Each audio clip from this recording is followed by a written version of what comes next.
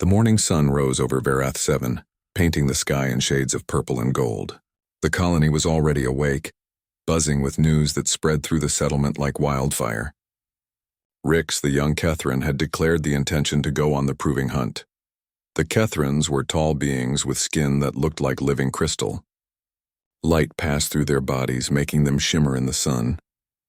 They were peaceful people, thoughtful and slow to act. Their younglings took many years to grow up, much longer than humans or most other species in the colony. Rick stood in the center of the council chamber, trying to look brave. The youngling's crystalline skin flickered with nervous energy, casting tiny rainbows on the walls. The chamber was round, carved from the same blue stone that made up most of the colony buildings. Around Rix, the elders sat in a circle, their faces hard to read. "You wish to undertake the proving hunt," Elder Vesh said. It was not a question. The elder's voice was deep and slow, like rocks grinding together. "Yes, honored elder," Rix replied. The youngling's voice shook just a little. "I am ready to earn my adult name." The elders looked at each other. Some of them shook their heads. They had seen many younglings go into the deep wilds over the centuries. Not all of them came back. "The deep wilds are dangerous now," another elder spoke. "The predators have moved closer. 3 moons ago, we lost contact with the eastern outpost. The Riftmaws are hunting in larger packs." "I understand the danger," Rick said, standing straighter. "But tradition is clear. I must hunt alone. I must bring back a worthy prize. Only then can I claim my place among the adults." Elder Vesh sighed. It was a sound like wind through caves. "We cannot stop you. The law is ancient. Every Kethran must make this choice for themselves. But know this, young one. Courage without wisdom is just another word for foolishness. I will be wise," Rix promised, "and I will be courageous." At the back of the chamber, standing in the shadows near the door, Tejan watched the whole thing. He was human, which made him stand out in the colony. Humans were rare this far out in the border worlds. Most of them stayed closer to Earth or the core planets. But Tejan had been hauling cargo to Verath 7 for 3 years now. He knew the place well. He knew the people better. He especially knew Rix. The youngling had started hanging around the loading docks about a year ago, fascinated by the ships and the stories Tejan told. The human had taught Rix about Earth, about animals and hunting and survival. They had become friends in the way that different species sometimes do when they are both far from home. Now, watching Rix try to look brave in front of the elders, Tejan felt something heavy settle in his chest. He knew the youngling was not ready. Rix had heart, plenty of it, but heart alone would not be enough in the deep wilds. The council gave their blessing. They had no choice. Tradition was everything to the Kethrans. They gave Rix the ceremonial weapons, a spear with a blade made from star metal and a knife that had been passed down for generations. They gave provisions that would last 10 days. They gave prayers and songs. What they did not give was training. That was the point. The proving hunt was meant to test the younglings' natural instincts, their ability to survive on their own. It was an old tradition, from a time when Kethrans lived in small tribes and younglings needed to prove they could contribute. Times had changed. The galaxy had changed, but traditions were slow to die. Tejan left the council chamber quietly. No one noticed him slip away. Humans were good at not being noticed when they wanted to be. It was one of their talents. He went back to his small quarters in the cargo district. The room was basic: a bed, a desk, a small kitchen unit. On the walls he had hung pictures from Earth: green forests, blue oceans, things he missed. From under his bed he pulled out a worn survival pack. It was military grade, left over from his days in the Earth Colonial Marines before he became a cargo hauler.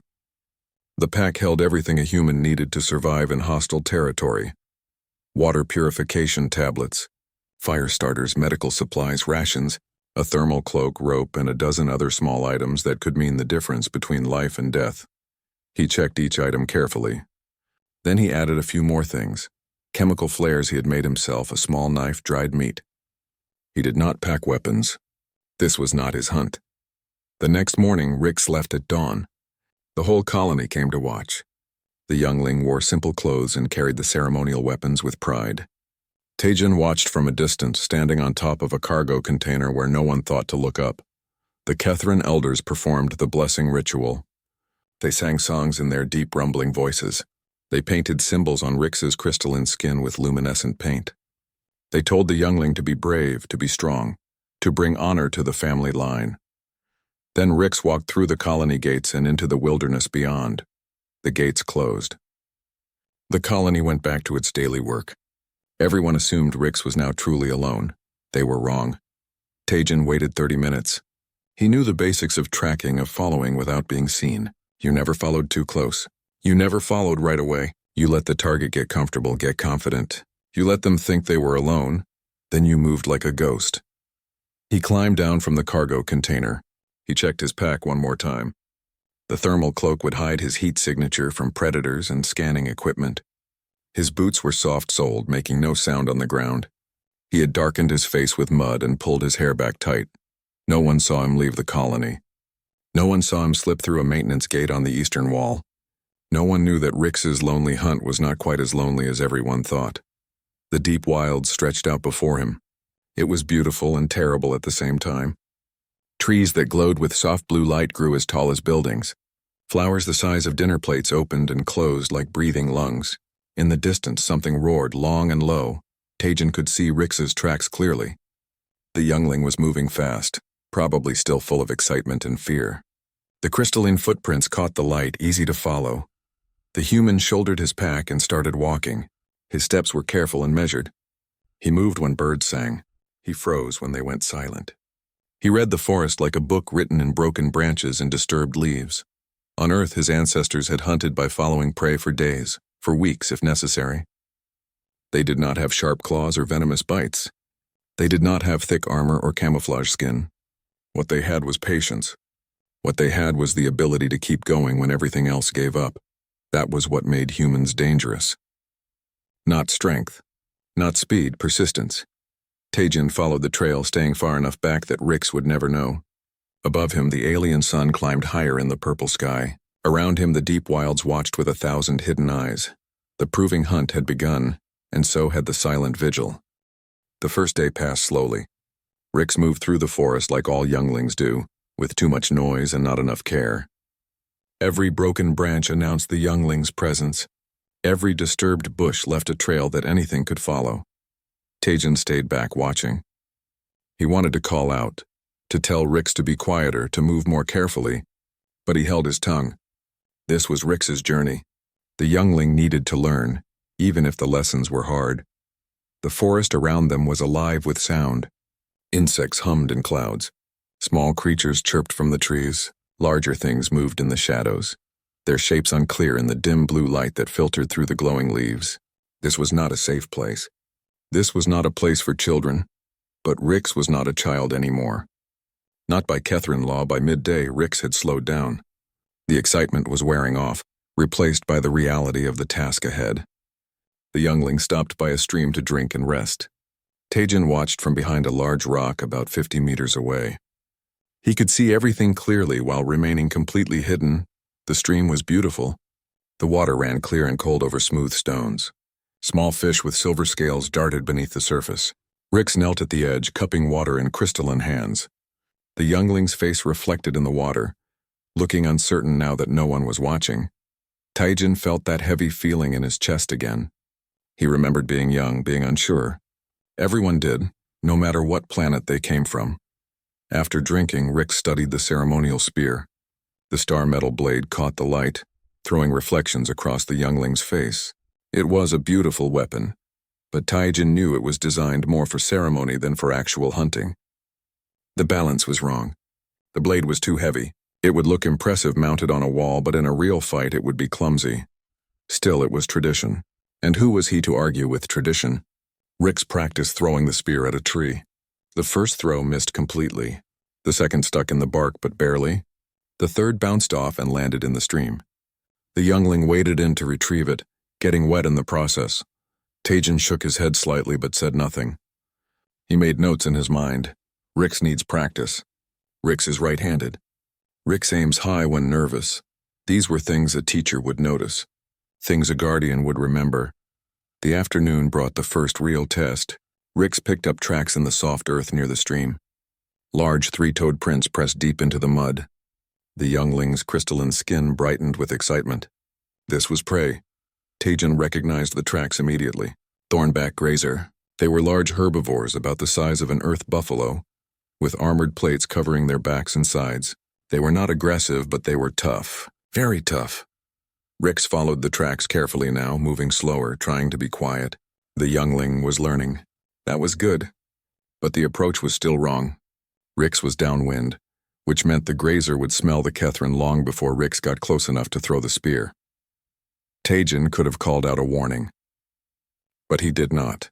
Some lessons had to be learned the hard way. The thornback grazer stood in a clearing, eating purple grass. It was enormous, easily 3 meters tall at the shoulder. Its backplates overlapped like armor on an ancient knight. The creature's small eyes watched the forest around it, alert but not alarmed. Rix crept closer, spear raised. 20 meters. 15 meters. 10 meters, the grazer's head snapped up.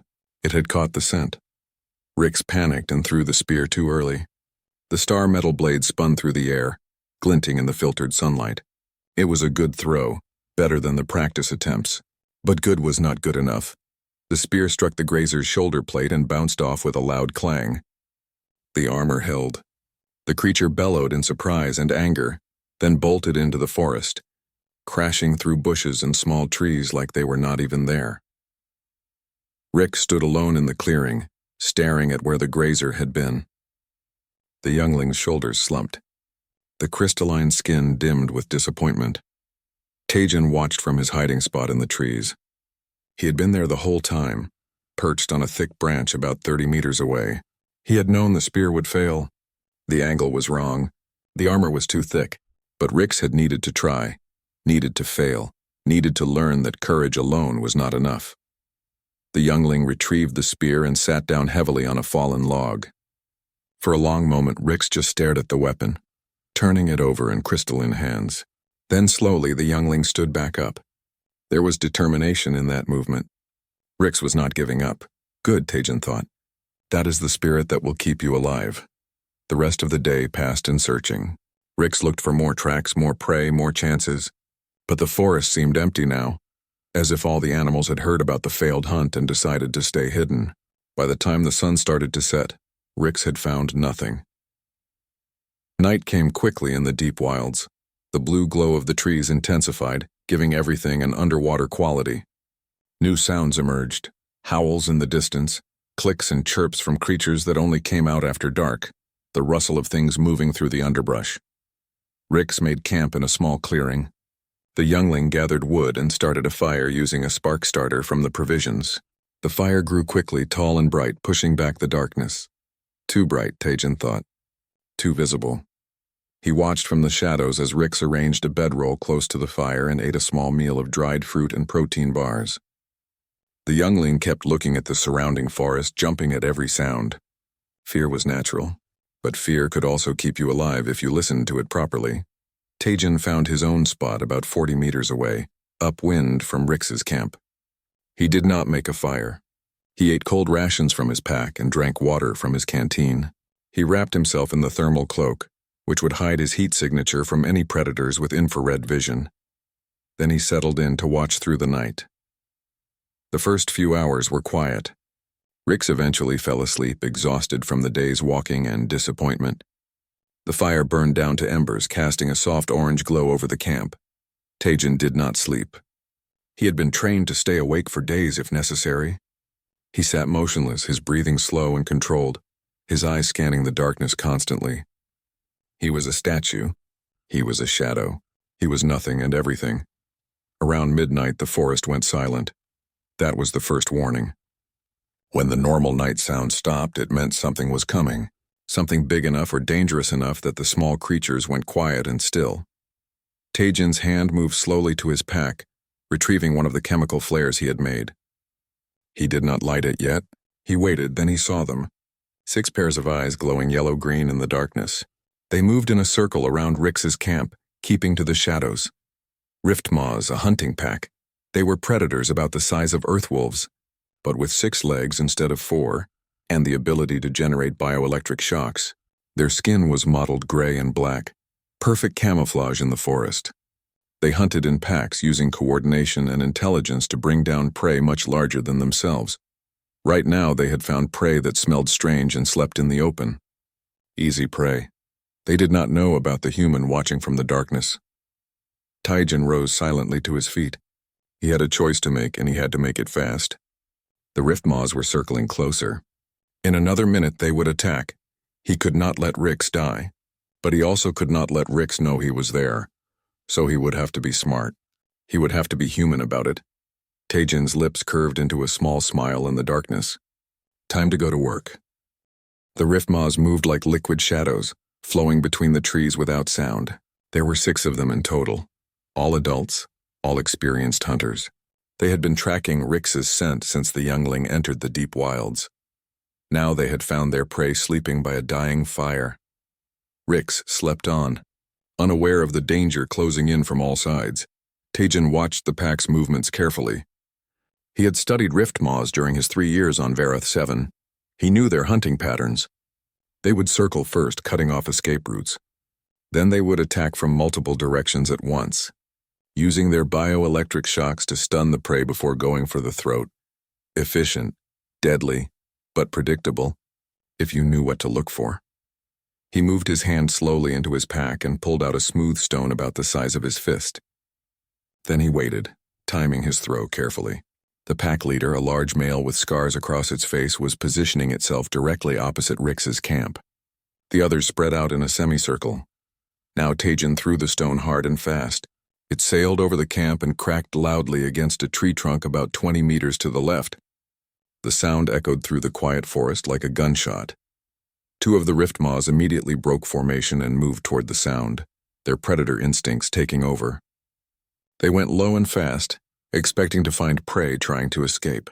Instead, they found nothing but a tree and some disturbed leaves, but that was 2 predators out of position. 4 left. Rix stirred in the bedroll, woken by the sound. The youngling sat up quickly, confused and disoriented. Crystalline skin reflected the dim firelight as Rix grabbed for the ceremonial blade. That was when the pack leader decided to attack. No more circling, no more waiting. The prey was awake now. The rift maw burst from the shadows with a snarl, its 6 legs churning the ground. Bioelectric energy crackled along its spine, casting a blue-white glow. Behind it, 3 more rift maws charged from different angles. Rix scrambled to stand, blade held out with shaking hands. The youngling had trained with weapons, of course. All Kethrins did. But training and real combat were very different things. Taijin was already moving. He pulled out 2 chemical flares from his pack, twisted the caps to activate them, and threw them high into the air. They arced over the trees and landed on the far side of the camp, erupting in brilliant white light and thick, acrid smoke. The flares were homemade, designed specifically for this type of situation. They burned with magnesium intensity, giving off light and frequencies that played havoc with bioelectric senses. To the rift maws, it was like staring into a sun while being electrocuted.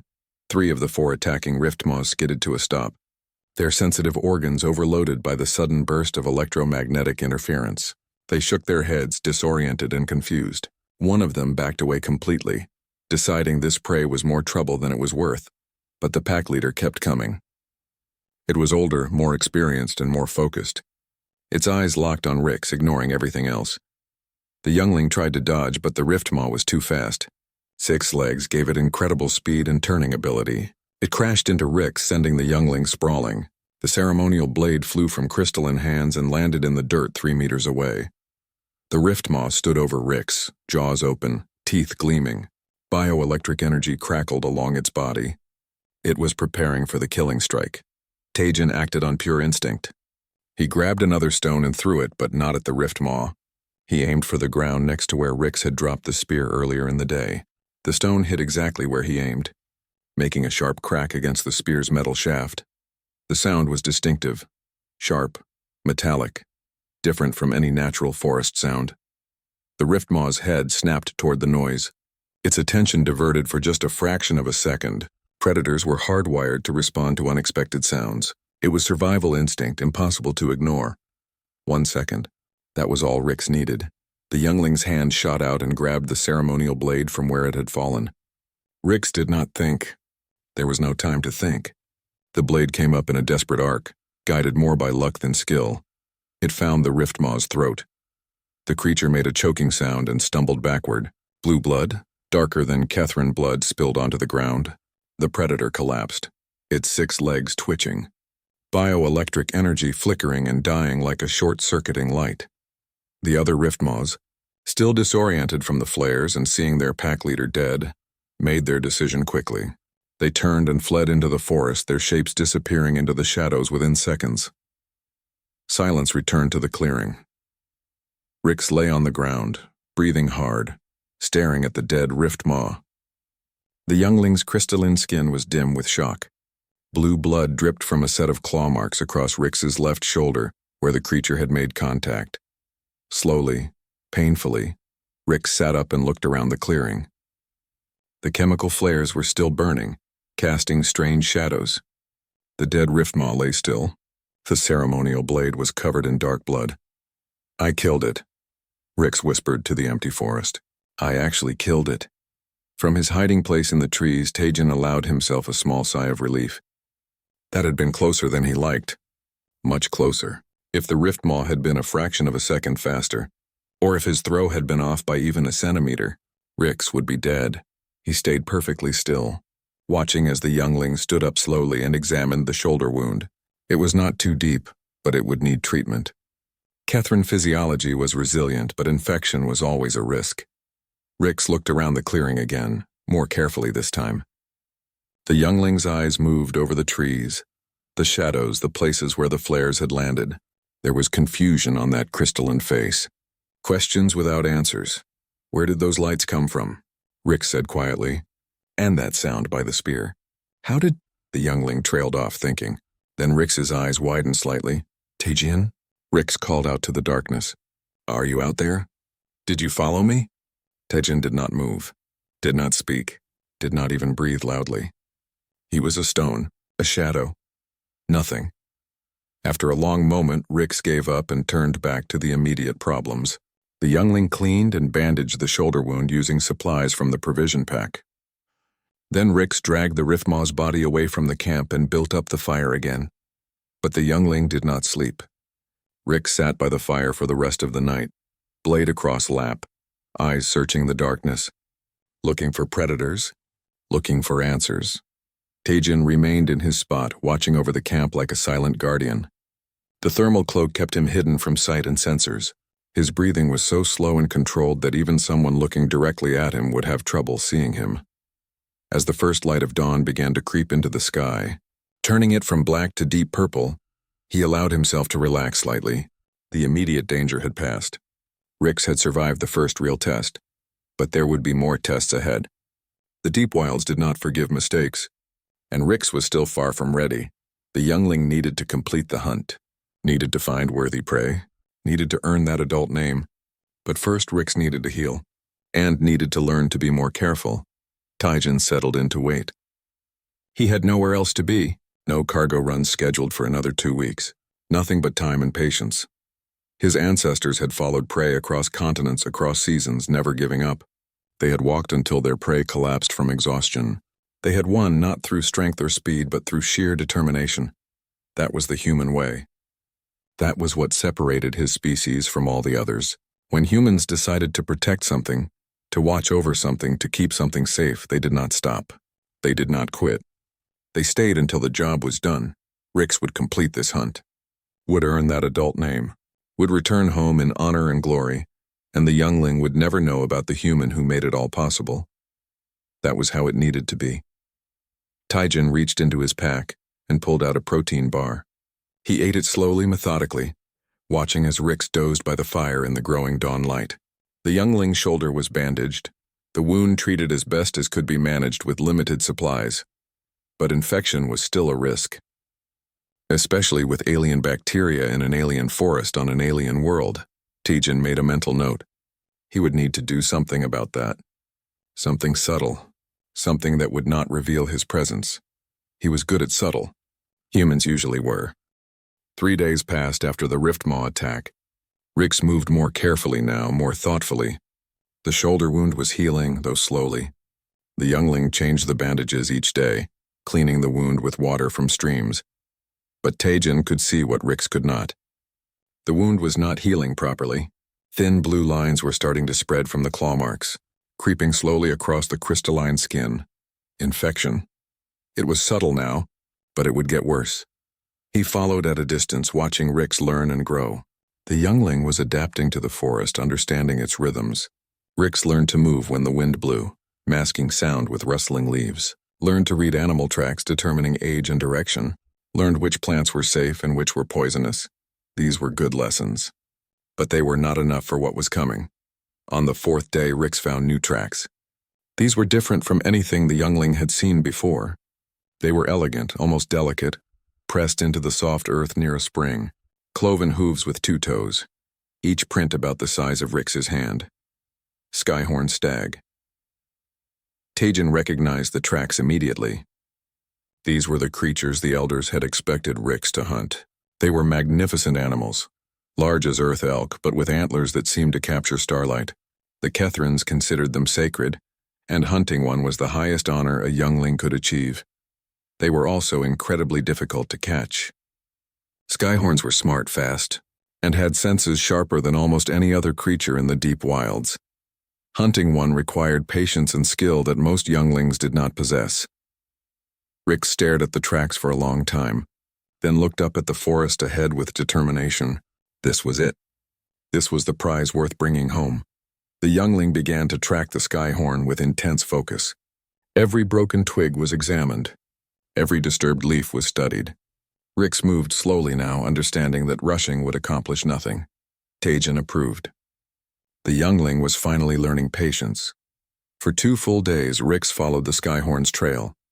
The creature led them deeper into the wilds, into areas where the trees grew taller, and the blue glow was so bright it looked like daylight even at night. Strange flowers bloomed here, some as large as Rix's entire body. The air smelled sweet and slightly intoxicating. On the 2nd day of tracking, Rix finally saw the skyhorn. It stood in a meadow filled with silver grass, its coat shimmering like oil on water. The antlers rose from its head like branches of light, each point glowing softly. The creature was beautiful in a way that made even Tajin, hidden in the trees, pause to admire it. Rix froze, barely breathing. The skyhorn grazed peacefully, unaware it was being watched. The distance was about 60 meters. Too far for a spear throw, even for someone with perfect aim. The youngling settled down to observe, to learn the creature's patterns. This was smart. This was the right approach. Tajin watched them both, predator and prey, locked in the ancient dance of hunting. He felt that strange pride again, seeing Rix use wisdom instead of just courage. Over the next day, Rix learned everything about this particular skyhorn. It grazed in the meadow at dawn and dusk. It drank from the stream on the western edge at midday. It bedded down in a grove of thick bushes during the hottest part of the afternoon. It had a route, a pattern, a routine, and patterns could be exploited. On the 6th day since entering the deep wilds, Rix set a trap. It was clever, using natural features of the land. The youngling found a narrow passage between 2 large boulders that the skyhorn used as part of its route to the water. Rix arranged branches and stones to funnel the creature into an even narrower space where a spear throw would be easier. Tajin watched the preparations with interest. The basics were sound, but there were problems that Rix had not noticed. The wind direction would shift in the afternoon, carrying the youngling's scent directly to where the skyhorn would be. The angle of the sun would cast Rix's shadow across the killing ground, alerting the creature. These were small details. But in hunting, small details were everything. Still, Tajin did not interfere. This was Rix's hunt. Success or failure, the youngling needed to own it completely. The trap was set. Rix hid behind a large rock near the narrow passage, spear ready, barely breathing. The afternoon sun beat down. Minutes turned into hours. Then the skyhorn appeared, moving along its usual route toward the stream. It walked with the casual grace of a creature that had no natural predators. Its antlers caught the light, throwing rainbow patterns across the ground. Rix tensed, ready to throw as soon as the creature entered the killing ground. But then the wind shifted, exactly as Tajin had known it would. The skyhorn's head snapped up. Its nostrils flared. It had caught a scent. Something wrong. Something that did not belong in this peaceful meadow. The creature's eyes went wide.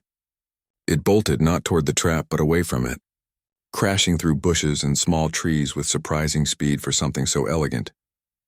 Rick stood up from behind the rock, watching the skyhorn disappear into the forest. The youngling's shoulders slumped. All that work, all that planning, all that patience wasted because of one small mistake. The spear dropped from crystalline hands.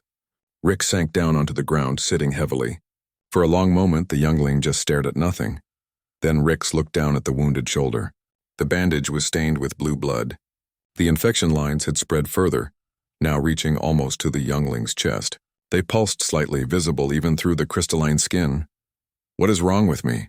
Rick said quietly. "Everything hurts. I am so tired." Tajan felt his chest tighten. The infection was worse than he thought.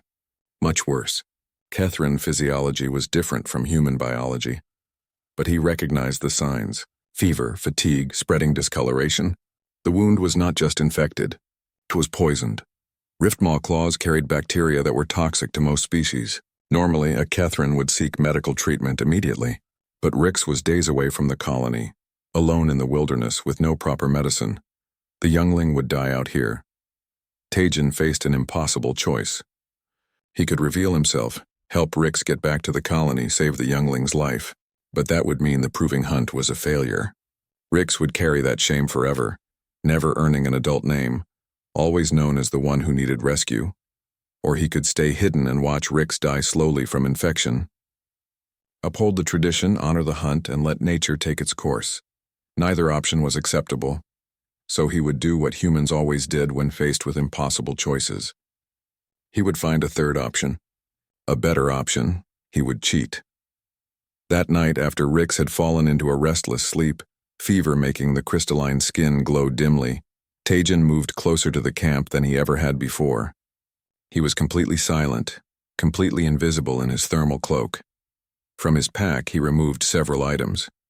Antiseptic powder in an unmarked container. Clean bandages that could not be traced to any colony supplier. Dried meat that was high in protein and minerals. And a small note written in basic script, simple enough that any species could read it. But then he crumpled up the note. No. No message. That would raise too many questions. He placed the supplies in a neat bundle beside the dying campfire, close enough that Rick would see them immediately upon waking. Then he retreated back into the shadows, back to his watching post. As he settled in to wait for dawn, he thought about honor and tradition. About the letter of the law versus the spirit of the law. About whether it was better to let someone die for pride or save them with pragmatism. The Catherines would say the proving hunt must be completed alone, without help, or it meant nothing. But humans had a different philosophy. Humans believed that survival was the first law. That living to fight another day was not cowardice but wisdom. That accepting help when needed was not weakness but strength. Rick's needed to survive. Needed to complete this hunt. Needed to earn that adult name. And Tajan would make sure it happened even if no one ever knew he had been there. The dawn light began to creep across the sky. Soon Rick would wake. Soon the youngling would find the supplies and face a difficult choice. But that was a problem for tomorrow. Tonight, Tajan had done what he could. What he had to do, what humans always did. Rick woke to pain and confusion. The shoulder throbbed with each heartbeat, sending waves of fire through the youngling's body. The fever made everything seem distant and unreal, like moving through water. Then crystalline eyes focused on the bundle beside the dead campfire. Rick crawled over to it, moving slowly. The bundle contained things that should not be there. Supplies that Rick had not packed, medicine that came from somewhere else. The youngling's hands shook as they unwrapped the antiseptic powder. There was no label, no marking. Just a plain container filled with white powder that smelled sharp and clean. Next to it were bandages, better quality than the ones from the colony provisions, and dried meat that looked nothing like Catherine food preparations. Someone had been here. Someone had left these things, but who and why? Rick looked around the campsite, searching for any sign of the mysterious helper. Footprints, broken branches, anything. But there was nothing. The forest looked exactly as it had before falling asleep. "Hello?" Rick called out, voice weak. "Is someone there?" "Please show yourself." Only silence answered. The youngling sat back, confused and conflicted. Using these supplies would mean accepting help. Would mean the hunt was not truly solo. Would mean breaking tradition, but the alternative was death. The infection was spreading. Rix could feel it in the bones, in the blood. Without medicine, the youngling would not last another 3 days. After a long internal struggle, Rix made the decision. Survival first. Questions later. The antiseptic powder burned when applied to the wound, but it was a clean burn, a healing burn. Rix wrapped the shoulder with the new bandages and ate some of the dried meat. Within hours, the fever began to break. The spreading blue lines stopped advancing and slowly started to recede. By evening, Rix felt strong enough to stand and walk. The infection was not gone, but it was controlled. The youngling had been pulled back from the edge. Over the next 3 days, Rix recovered and returned to tracking the Skyhorn. But everything was different now. The youngling moved with new understanding. Someone had been watching. Someone had been helping even while staying hidden. It was both comforting and unsettling. The Skyhorn had not gone far. Its patterns remained the same. But Rix approached the hunt differently this time. The youngling paid attention to wind direction, to shadows, to the small details that made the difference between success and failure. On the 9th day in the deep wilds, Rix set a new trap. This time it was perfect. The approach angle accounted for wind shifts. The hiding position kept shadows away from the killing ground. The funnel used natural barriers that would not spook the creature, and when the Skyhorn came walking down its usual path, moving with that beautiful flowing grace, Rix was ready. The spear throw was clean and true. The star metal blade caught the Skyhorn in the heart, dropping it instantly. There was no suffering, no prolonged chase, just a quick, respectful death. Rix stood over the magnificent creature, barely believing it had worked. The antlers still glowed faintly, even in death, casting soft light across the meadow. This was a prize worthy of the elder's respect.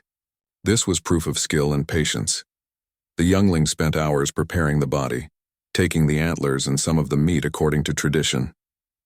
Everything else was left for the forest, to feed the scavengers and return to the cycle of life. The journey back to the colony took 2 more days. Rix walked slowly, carrying the heavy antlers, still weak from the infection but growing stronger with each step. The wound was healing cleanly now, thanks to the mysterious medicine. As the colony walls came into view on the 11th day, Rix felt a mixture of pride and uncertainty. The hunt had been successful, but had it been solo? Could the youngling claim honor when someone had clearly been helping from the shadows? These were questions with no easy answers. The colony erupted in celebration when Rix walked through the gates carrying the Skyhorn antlers. The elders performed the naming ceremony that same evening, giving Rix an adult name and all the rights and responsibilities that came with it. The antlers were mounted in the Hall of Hunters, where they would hang for generations. But that night, after all the ceremonies and celebrations, Rix went looking for one particular person. Tajin was at the loading docks, exactly where Rix expected him to be. The human was checking cargo manifests on a datapad, looking tired but content.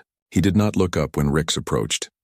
"Congratulations on your hunt," Tajin said casually, still focused on his work. "The antlers are impressive." "Thank you," Rix replied, sitting down on a nearby crate. They were quiet for a moment, just listening to the sounds of the dock, the hum of machinery, the distant calls of workers. "The humans," Rix said finally. "Your people were persistence hunters, yes? You told me this once." "That is right," Tajin confirmed, finally looking up from the datapad. "We chased prey for days, outlasted them, never let them rest. And you are very good at watching? At following without being seen?" Tajin's expression did not change. "Humans had to be. We did not have claws or fangs. We had to be clever, patient." Rix studied the human's face, looking for confirmation, for admission, but Tajin's features remained neutral, giving nothing away. "Your shoulder," the human said, changing the subject slightly. "It healed well." "Yes," Rix agreed slowly. "Very well. Better than I expected, actually. I found some medicine in the forest. It just appeared one morning." "Lucky," Tajin said simply. "Very lucky," Rix echoed. "And the Riffmaws, when they attacked? There were lights, bright lights that confused them, and a sound that distracted their pack leader at exactly the right moment." "The forest is full of strange things," Tajin replied, returning his attention to the datapad. "Bioluminescent plants, creatures that make all kinds of noises. Easy to get confused out there." They sat in silence again. Rix knew the truth but could not prove it. Tajin would never admit what he had done, would never take credit for the role he played. Why? Rix asked quietly. If you followed me, why not reveal yourself? Why not stop me from going in the first place? Taijin set down the datapad. He looked at Rix with those human eyes that always seem to see more than they should. Because it was your hunt, he said simply. You're proving. You needed to do it yourself. To know you could survive out there. To earn that name they gave you. But you helped, Rix protested. The medicine, the lights, everything. Did I? Taijin asked. Or did you just get very lucky? Either way, you tracked the Skyhorn. You set the trap. You made the kill. Those were all you. I did not hunt for you. I did not carry you home. You did the hard parts yourself. You were protecting me, Rix said. It was not an accusation, just a statement of fact. Maybe I was making sure the test was fair, Taijin suggested. The deep wilds are dangerous, but they should not be impossible. Sometimes the universe needs a little balance. Sometimes the odds need adjusting. Rix's crystalline skin shimmered with emotion, the Kethrin equivalent of a smile and tears at the same time. Humans are very strange. Yes, Taijin agreed with a small smile of his own. We really are.